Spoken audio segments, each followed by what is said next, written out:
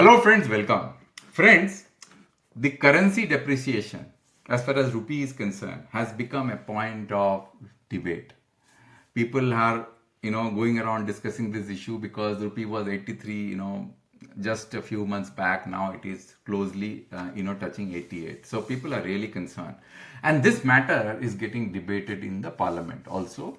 And there was a news article today which talks about our finance minister, the honorable finance minister, defending the devaluation of rupee and giving the same argument which I had mentioned in one of my video, that capital flight is taking place from all South Asian countries, and India is also being impacted because of the capital flight to back to US, because US bonds are hardening, means those bonds yields are becoming higher, and therefore those foreign investors who are invested in the South Asian economies, which is the emerging market, they are taking dollar from this market and putting in safe haven, which is US. That is the primary reason for the devaluation of currencies in this market. And then if you look at this article, it says that Indian rupee depreciation is only 3.3% versus US dollar is compared to all other major economies in the South Asian region. Now friends, why I'm doing this video again? The reason I'm doing this video is because the currency, if you measure currency value, there are various dimensions. And people quote these dimensions and it becomes pretty confusing. And that is what I am going to, try to explain the complexity of the various dimensions in which the value of a currency is measured through this video. Now, what are those dimensions? Let's understand that. Then only this video is going to make sense. The first dimension is the value of INR with respect to US dollar, which is the most, you can say, most effective value, which kind of catches all people's attention, because we are highly influenced by the rupee rate versus dollar, and the rest of the currencies we don't really look at, because foundationally dollar is the exchange rate internationally for all major goods. That's why we are so much hung up on rupee rate versus dollar.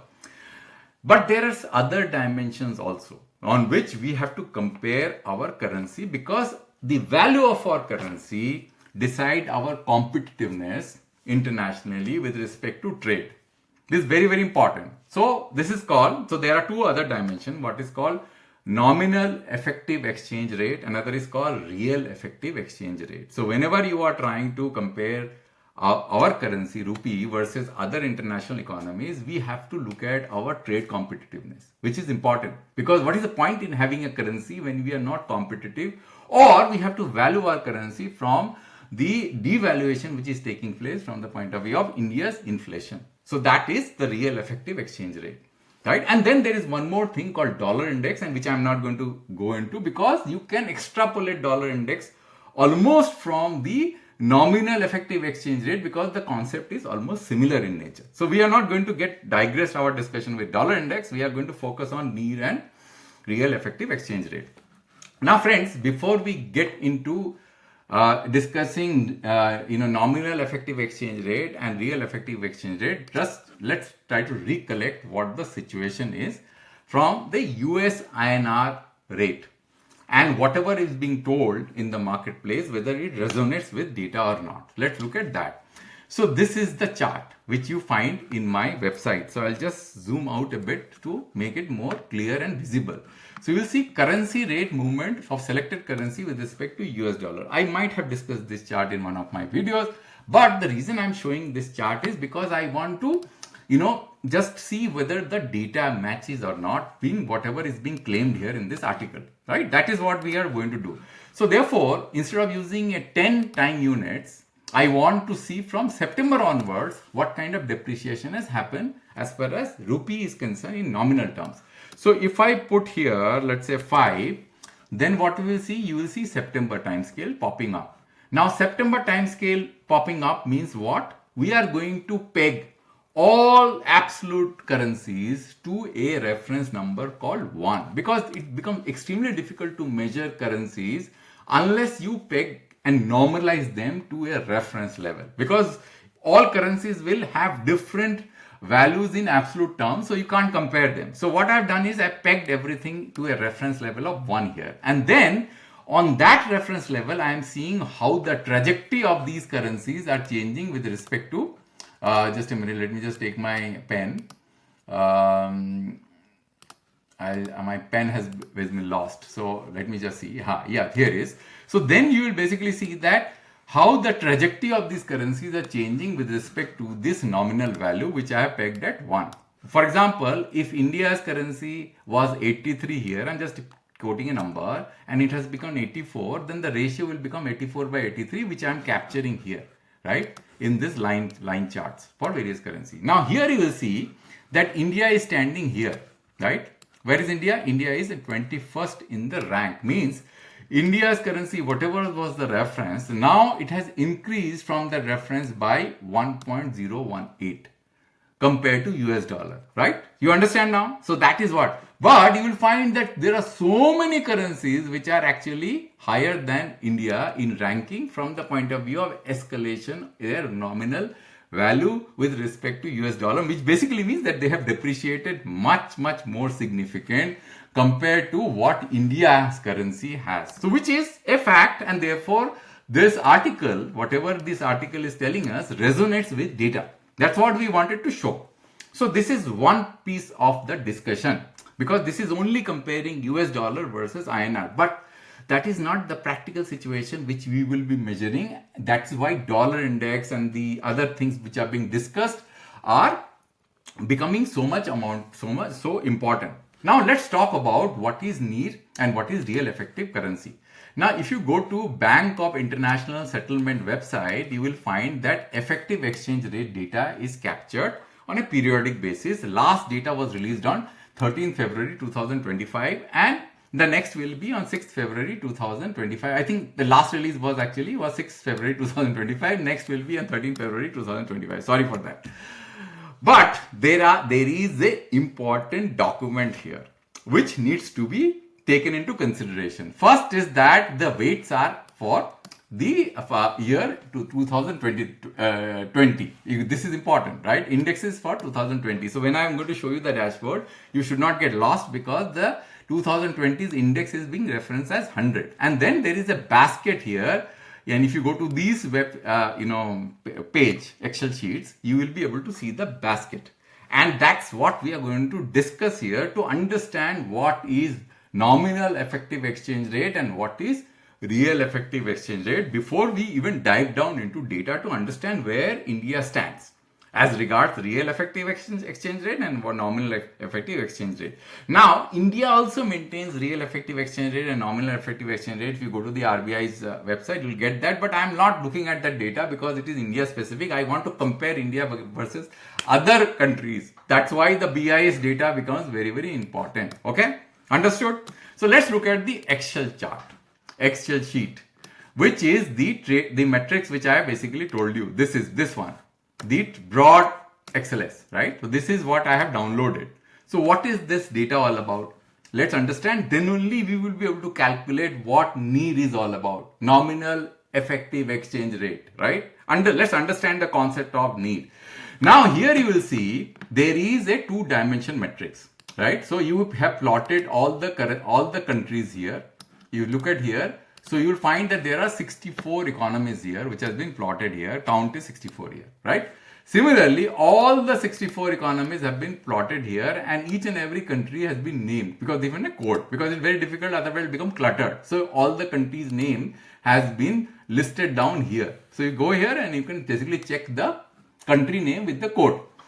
Now what this basically telling us? This is telling us that if you pick a particular country, for example, India, you will be able to ascertain that how India trades with respect to other countries in proportion term.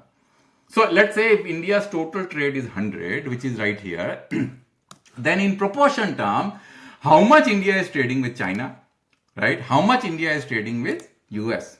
Got it? So that is one piece, and these all numbers are going to add up to 100. So if you do a calculation here, you see it adds up to 100. Now, how do I calculate NEER from this data? So what I am going to do is I am going to create another row here, right? Just parallel to this row, and then we list the Indian currency rate with respect to their counterpart. Because every country will have a currency rate with respect to India. That depends on demand and supply and how we are doing trade, whether we are doing trade in that particular currency or not, and how much quantum. So you will be able to get that number and you plug that number here, right here. Once you have that number, then you do what? You calculate the weighted average. And that weighted average is going to give you that index value. It's simple as some product, right? So you will be able to calculate the weighted average. And that is what is called NEER. Okay? Nominal effective exchange rate. And that weighted average number is going to keep on fluctuating depending upon what will be the value of these numbers, which is the currency rate of various countries with respect to INR, and how much is the proportion of trade change over a period of time, right? So that is a measure of international trade competitiveness, and let me explain. But before we get into the data, let's understand real effective effective exchange rate.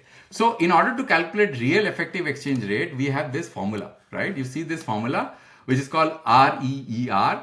So REER is NEER, which we just have calculated, right? And then India's CPI value, which is the index value of consumer price index, versus all the foreign trade partners' weighted average CPI, which is similar to what we have done here. We'll use the same weight which you see here, and then we'll have the indexes of all other countries which have been pegged to a nominal number or reference number, whatever the number is, and then we'll calculate that, and that is going to give us this real effective exchange rate, which is going to tell us that our currency has depreciated or appreciated in real terms. Okay, got it, right till now? Now is the time to get to the data, and let's understand what the data speaks, because by just looking at the US dollar number does not give us the India's effectiveness from a trading perspective, right? With this, because we need our trading competitiveness to increase internationally. Whether it has diminished or not, we have to figure out, right? By looking at the need data. So if you look at this table, which I have again uploaded in my website using the BIS data, I have the option for you to select nominal and real from here. You can select both. Then you can select the number of time units, and then you can basically select whether it is a broad economy, 64 economies, or it is narrow economies. Now in narrow economies, India does not exist in the BIS data, so this is not the point of discussion here. We are going to basically look at the broad economies, and then we have got another control which will give you where the list of countries, because it is very difficult to capture all the list of countries in one single table. So I have given you the control to go to the next table from here by clicking here. So you'll go to the next table. So you will find that from a nominal point of view, if you take August as the reference, because we don't have data beyond December, right? We have data till December. India's NEER value was 94.4, right? And there are 52 other markets which actually have higher NEER compared to India's NEER, and India's NEER has depreciated by or appreciated by only a very few percentage point, which is 95.6, from 94.4 to 95.6, which means that nominally our currency has appreciated because this index value has increased, right? But there are other markets which are appreciated much beyond if you compare with India. So in order to appreciate that, whether other markets, how much they have appreciated, we can go to a different table here by clicking at the ratio table. And here also you will see that I have taken the same concept which I showed you when I was doing absolute INR versus USD table. I have pegged everything to 1 here, and then I am measuring where India stands here. So you will find that if I go to the earlier table, because on a reference level point of view, India was much below the list. But if you compare the ratio, you will find India is in 14th. 14th means that there are 13 countries where nominal exchange rate from a NEER perspective has appreciated compared to India's nominal exchange rate. So that is the way to look at whether India's competitiveness in nominal terms in global trade has increased or decreased. So these are the countries which have become less competitive from an India point of view in the nominal terms of their countries, and even China falls in this list. Even Taiwan, falls in this list. Saudi Arabia, Hong Kong, Israel, other even United States also falls in this list. So do you understand now what is going on? So from a nominal point of view, India is 14th in the list, but there are many other countries which are far below India. So India is not very comfortable, right? But still, from a competitive point of view, India is below other markets, 13 other markets. Okay, so that's one. The second thing is that let's look at the real effective exchange rate, which is also important for us to look at and appreciate, which I told you that how to calculate the real effective exchange rate. And from a real effective exchange rate, we have to find where India is. Now you will see India is 3, which shows that inflation in India is pretty high compared to other markets. So we may be very much thrilled about our nominal exchange rate and our export competitiveness compared to other economies which we have shown, but all the gains that we have been able to gather because of the competitiveness in nominal terms versus other economies is getting diluted because of high inflation. So that is the story that I wanted to tell you in this presentation or in this video, which is not being told in this manner unless you have access to this data. This data is pretty important because it's all about data, by the way. By throwing some number on the table and then just visualizing what is going on makes no sense. You have to look at the hard data and see what is going on. So India is 3rd in the list from a nominal exchange rate, from a real exchange rate appreciation point of view, which clearly tells us that India's inflation is very high and India is not gaining that kind of value from a less, appreciation of our currency in nominal terms. That is the story, friends, right? And you can play with this chart and you can change the time window and see that how it has changed. Let's say if I do 10 time units, you will be able to get the story and you will still see that India is 6th and there are only 5 economies, which are much higher in terms of. Now, because India's inflation is so high and therefore I worry myself that, we are still premature. Whether we are premature in the point of view of, lowering interest rates, what kind of impact is going to cause to our economy from an inflation point of view? Because inflation is the most important thing to control because whatever gains that we are able to realize in nominal terms is all getting somehow diluted because of this inflation, friends, right? Do you agree with me? So anyway, friends, I'm going to stop here and I'm going to paste a link of all these charts in the description of this video. And if you are interested, you can play with these charts and you will be able to get a very, very interesting, insight. And I'm going to keep on updating these charts on a regular basis as and when new data is available. Thanks, friends, for your time. I'll come back with a new video next time.